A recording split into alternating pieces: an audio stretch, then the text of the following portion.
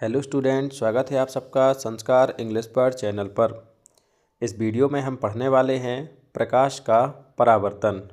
आपके सामने डायग्राम दिख रहा है। एक आपतित किरण दिख रही, परावर्तित किरण दिख रही, अभिलंब दिख रही, आपतन कोण दिख रहा, परावर्तन कोण दिख रहा और आपको दर्पण दिख रहा है। इस प्रकार से इन सब चीज़ों के बारे में अभी अपन क्या करने वाले हैं, पढ़ने वाले हैं। तो सबसे पहले पढ़ेंगे अपन परावर्तन की परिभाषा की परावर्तन होता क्या है। तो देखें, प्रकाश का परावर्तन, जब प्रकाश किसी चिकनी या चमकदार सतह से टकरा करके उसी माध्यम में वापस लौट जाता है तो इस घटना को प्रकाश का क्या कहते हैं, परावर्तन कहते हैं। अब उसी माध्यम का तात्पर्य यह है कि जिस माध्यम से प्रकाश आया है उसी माध्यम में वापस प्रकाश लौट जाए तो इस घटना को क्या कहते हैं, प्रकाश का परावर्तन।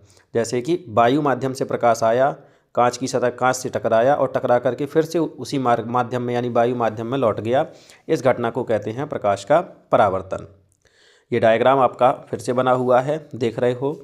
ए से लेकर के ओ तक एक किरण आ रही है जिसका नाम होता है आपतित किरण, और वही किरण जो है वो दर्पण से टकरा करके ओ से लेकर के बी की ओर जा रही है। तो ये किरण कहलाती है हमारी परावर्तित किरण। यानी आपतित किरण हो गई हमारी कौन सी, एओ या ओ ए बोल सकते, एओ बोलें तो ज़्यादा बेटर है, और परावर्तित किरण हो गई हमारी ओ बी। अब आप देख पा रहे हो यहाँ पर एक ओ एन भी एक लाइन लिखी हुई है जो कि है हमारा अभिलंब। क्या है, अभिलंब। एम और एम डैश यहाँ पर परावर्तक सतह है और ओ जो है वह है आपतन बिंदु। अब इसमें आपको दो चीज़ें और दिख रही हैं, एक दिख रहा है आई और एक दिख रहा है आर। तो आई जो है वह आपतन कोण है और आर जो है वह क्या है, परावर्तन कोण है। तो आपतन कोण कहाँ कहाँ, मतलब किन दो किरणों के बीच में बनता है या, तो आपतन कोण हमारा आपतित किरण और अभिलंब के बीच में बनता है, और जो परावर्तन कोण है वह हमारा परावर्तित किरण और अभिलंब के बीच में बनता है। याद रखना इन चीज़ों को। आपतन कोण कहाँ बनता है, आपतित किरण और अभिलंब के बीच में, और जो परावर्तन कोण है वो कहाँ बनता है, परावर्तित किरण और अभिलंब के बीच में।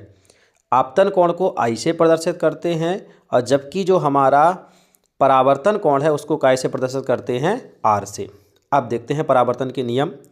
तो प्रकाश के जो परावर्तन है उसके दो नियम होते हैं।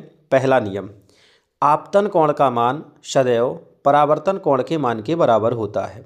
जैसे अभी मैं आपको बता रहा था आई और आर। आई आपका क्या है, आपतन कोण, और आर क्या है, परावर्तन कोण। ये सीधा ऑब्जेक्ट में पूछ देता है क्वेश्चन कि यदि आपतन कोण का मान 40 डिग्री है तो परावर्तन कोण का मान कितना होगा।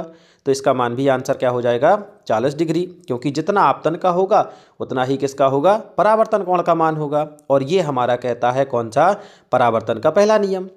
अब आते हैं परावर्तन के दूसरे नियम पर। तो परावर्तन का जो दूसरा नियम है उसमें है आपतित किरण, परावर्तित किरण और आपतन बिंदु पर अभिलंब सभी एक ही तल में होते हैं। कौन कौन चीज़ें, आपतित किरण, परावर्तित किरण और अभिलंब तीनों कहाँ होते हैं, एक ही तल में होते हैं। और ये हमारा क्या है, प्रकाश के परावर्तन का दूसरा नियम। और जिस बिंदु पर होते, एक बिंदु भी होता है जहाँ पर ये तीनों मिलते हैं, उसको कहते हैं आपतन बिंदु। जैसे ओ ए, ओ बी और ओ एन, यानी इनका आपतन बिंदु क्या है, ओ। क्लियर हो गया। तो ये था आपका प्रकाश का परावर्तन। तो पढ़ते रहना है, मुस्कुराते रहना है।